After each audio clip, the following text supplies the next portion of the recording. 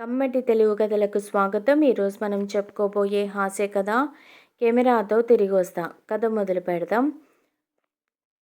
అంటే మన షూటింగ్ కోసం D5 కెమెరాను పిల్లాడి చేత కొనిపించుకొని ఇండియాకు తెస్తావన్నమాట అడిగాడు cameraman cum director Kotayya writer cum producer పోలయ్యతో. అవును కోటయ్య, చెన్నైలో దాని రేటు 4 లక్షలు, అదే అమెరికాలో అయితే 2 లక్షలేనట.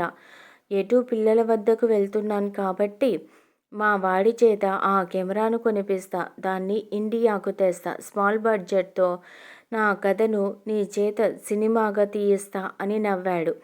స్థూలకాయాన్ని ఊపుకుంటూ పిల్లల కోసం కొన్న తినుబండారాలను పెద్ద సూట్ కేసులోకి సర్దుతూ ప్రొడ్యూసర్ పోలయ్య.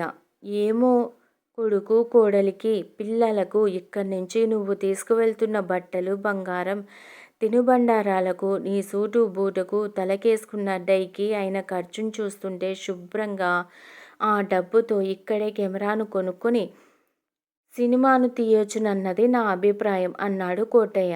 ఓయ్ కోటయ్య, నీ పని డైరెక్షన్ చేస్తూ బొమ్మ తీయటమే, అంతటితో ఆగి షూటింగ్కు ఏర్పాట్లు చేసి ఉంచు అని అంటుండగా ఓలా టాక్సీ వచ్చి వాకిట్లో ఆగింది. సూట్ కేసును మొయ్యలేక మోసుకుంటూ తీసుకువెళ్ళి డిక్కీలో పెట్టి స్టైల్గా వెళ్ళి డ్రైవర్ పక్క సీట్లో కూర్చున్నాడు పోలయ్య. భార్యకు టాటా చెప్తూ టాక్సీ కదిలింది. ఏమిటి ఇలా అయిపోయాడు? నిజంగా అమెరికా నుంచి కెమెరాతో వస్తాడా? అసలు ఈడి పిసినారు కొడుకు కోదండం కెమెరాను కొనిస్తాడా ఏమిటో? కెమెరా వస్తే షూటింగు, లేకపోతే అంతే సంగతులు అనుకుంటూ టాక్సీ వీధి మలుపు తిరిగేంత వరకు చెయ్యూపాడు కోటయ్య. దాదాపు 20 గంటల ప్రయాణం తరువాత అమెరికాలోని హ్యూస్టన్ ఎయిర్పోర్ట్లో దిగాడు పోలయ్య.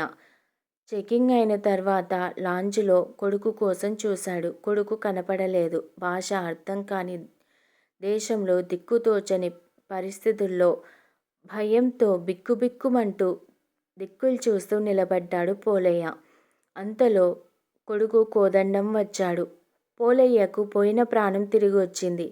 హాయ్ నాన్న అంటూ హగ్ చేసుకొని లగేజీని, తండ్రిని కారులో తీసుకొని స్పీడ్గా ఇంటి ముఖం పట్టాడు. కారు ఇంటి ముందాగింది. మనవరాళ్ళిద్దరూ హాయ్ గ్రాండ్ఫా అని చప్పట్లు కొడుతూ ఆహ్వానిస్తుంటే బాగున్నారా మామయ్య గారు అంటూ ఎదురు వచ్చి చేతిలో ఉన్న బ్రీఫ్ కేసును అందుకుంది కోడలు కాంతిశ్రీ. కోడలితో ఐఎమ్ ఓకే అన్నాడు పోలయ్య స్టైల్గా. 10 రోజులు గడిచాయి. ప్రతిరోజు భోజనాలప్పుడు కెమెరా గురించి కొడుక్కి గుర్తు చేస్తున్నాడు పోలయ్య. అలా కెమెరాను గుర్తు చేసినప్పుడల్లా కొడుకు కళ్ళను పెద్దవి చేసుకొని నవ్వుతాడే తప్ప కెమెరాను కొనివ్వటాన్ని గూర్చి అస్సలు మాట్లాడాడు. అయినా నమ్మకంగా నిత్యం గుర్తు చేస్తూనే ఉన్నాడు పోలయ్య. ఆ రోజు పిల్లలు బడికి వెళ్ళారు. పోలయ్య వాకింగ్కి దగ్గరలో పార్కుకు వెళ్ళాడు. అప్పుడు ఏవండి మామయ్య గారు ఊరెళ్ళటానికి ఇంకో వారమే ఉంది. ఆయన అడిగిన కెమెరాను కొనిపెట్టారా భర్తను అడిగింది భార్య కాంతిశ్రీ. ఏమిటి, మా నాన్నకు కెమెరా కొనివ్వాలా? ఎందుకు? 37 ఏళ్ళు ఉద్యోగాన్ని వెలగబెట్టిన దరిమిల టెర్మినల్ బెనిఫిట్స్ని ఆయనకు 40 లక్షలొస్తే తను రాసుకున్న చెత్త కథతో సినిమా తీస్తానని మొత్తం డబ్బు కాజేసుకున్నాడు ఒకడు. మరొకడు D5 కెమెరాను తీసుకొనొస్తే లో బడ్జెట్లో సినిమా తీస్తానన్నాడట. కోట్లు సంపాదిస్తాడట. అందుకు 4 లక్షలు పెట్టి కెమెరా కొనివ్వాలట. అంటే 4 లక్షలు నాకు బొక్క పెట్టడానికా? అయినా అంత డబ్బు ఖర్చు పెట్టుకొని ఇంత దూరం రాకపోతే ఆ డబ్బుతో అక్కడే ఓ కెమెరాను కొనుక్కోవచ్చుగా. అలా అంటే ఎలాగండి? మామయ్య గారికి కెమెరా కొనివ్వకపోతే ఊరెళ్ళకుండా మొండికేస్తారేమో, పాపం కొనివ్వండి మామగారి మీద జాలితో అంది కోడలు కాంతిశ్రీ. అబ్బా, మా నాన్నపై నీకెంత జాలో అయితే నీ ఒంటి మీది నగలన్నీ ఒలిచేస్తా, హాయిగా అమ్మేసి ఆ డబ్బుతో నాన్నకు కెమెరా కొనిస్తా అంటూ భార్య మెడలోని బంగారం మీద చెయ్యి వేశాడు కోదండం. భర్త చెయ్యిని ఆవలకు నెట్టి, ఆహా, నా నగల మీదే పడ్డాయా మీ కళ్ళు? చస్తే ఇవ్వను. అయినా మీ తండ్రి కొడుకుల మధ్య నేనెవర్ని? మీ సమస్యకు మీరే తీర్చుకోండి అంది కాంతిశ్రీ.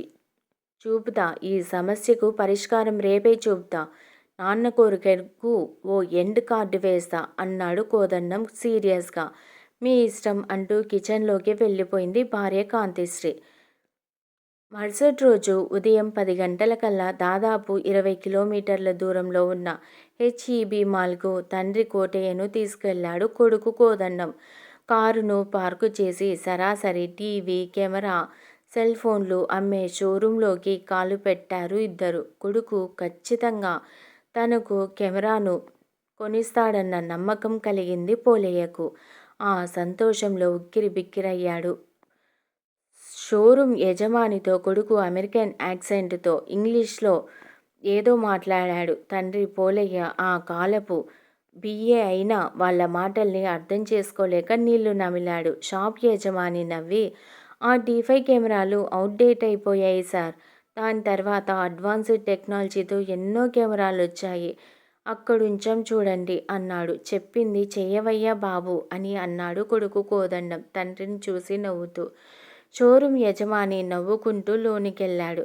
ఎక్కడో గోడౌన్లో ఉన్న 2 టీ5 కెమెరాలను బాగా తుడిచి తెచ్చి కోదండం చేతికిచ్చాడు. కోదండం వాటిని అటూ ఇటూ తిప్పి చూసి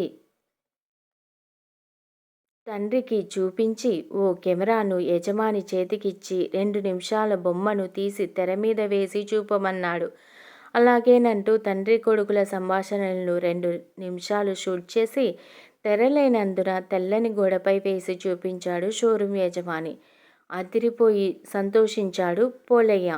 మరో 5 నిమిషాల్లో ఆ టీ5 కెమెరా తన చేతుల్లో ఉంటుందనుకుంటూ సినిమా డ్రీంలోకి వెళ్ళిపోయాడు.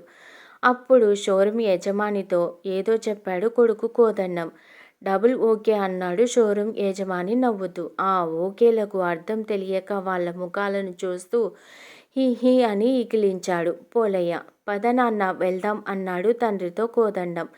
అదేంట్రా కెమెరాను కొనలేదా? నీరుగారిపోయి నిరుత్సాహంగా అడిగాడు పోలయ్య. ఎవరన్నారు కొనలేదని? కొన్నాం. మీరు ఇండియాకు వెళ్ళకముందే ఆ కెమెరా మనింట్లో ఉంటుంది పద అంటూ కారు వద్దకు దారి తీశాడు కోదండం. కొడుకు మాటలకు ఓ పక్క సంతోషించినా మరో పక్క ఏదో తెలియని వెల్తితో బాధతో కారెక్కాడు పోలయ్య. పోలయ్య చెన్నై ఎయిర్పోర్ట్లో విమానం దిగి టాక్సీలో ఇంటికి వెళ్ళాడు. అమ్మయ్య వచ్చారా?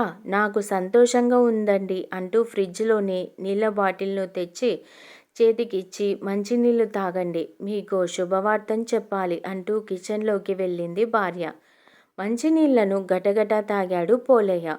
బాటిల్ను టీపాయ్ మీద నుంచి హాల్లో మొత్తం పరికించి చూశాడు. బహుశా ఆ శుభవార్త కెమెరా గురించి అయ్యుంటుందని. అది కనపడలేదు అక్కడ. మరి కెమెరా వచ్చిందా రాలేదా? ఆలోచనలో పడ్డాడు పోలయ్య. 5 నిమిషాల్లో కాఫీతో వచ్చి కప్పును భర్త చేతికి అందించి కాఫీ తాగండి అంది కాంతిశ్రీ. పోలయ్య కాఫీ తాగుతూ శుభవార్తన్నావేమిటి? అమెరికా నుంచి కెమెరా గాని వచ్చిందా? ఖాళీ కప్పును టీపాయ్ మీద పెడుతూ అడిగాడు. కాదండి, పిల్లాడు 4 లక్షల రూపాయల్ని అకౌంట్లో వేశాడు నగలు కొనుక్కోమని. షాక్ తిన్నాడు పోలయ్య. అంటే కొడుకు కెమెరాను కొనలేదన్నమాట. అంతలోనే తన సెల్ఫోన్ రింగ్ అయ్యింది. అది కొడుకు వద్ద నుంచే. హలో అన్నాడంతే.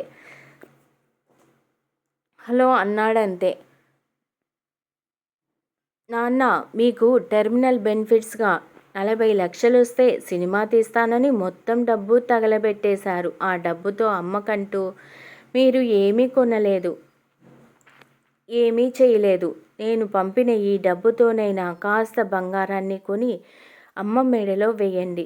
ఉంటా అని ఫోన్ కట్ చేశాడు. ఆలోచనలో పడ్డాడు పోలయ్య. నిజమే, నాకంత డబ్బు వచ్చినా గుర్తుగా ఆమెకంటూ నేనేమీ చేయలేదు. పిల్లాడి డబ్బుతోనైనా ఆమె మెడను బంగారంతో మెరిపించాలి అనుకున్నాడు కోటయ్య. కెమెరాను కొనే ఊసు, సినిమా తీసే మోజు మెల్లగా మర్చిపోతూ. ఈ కథ మీకు నచ్చినట్లయితే ప్లీజ్ లైక్ చేయండి, షేర్ చేయండి. కమ్మటి తెలుగు కథల ఛానల్ను సబ్స్క్రైబ్ చేయండి. Thank you very much.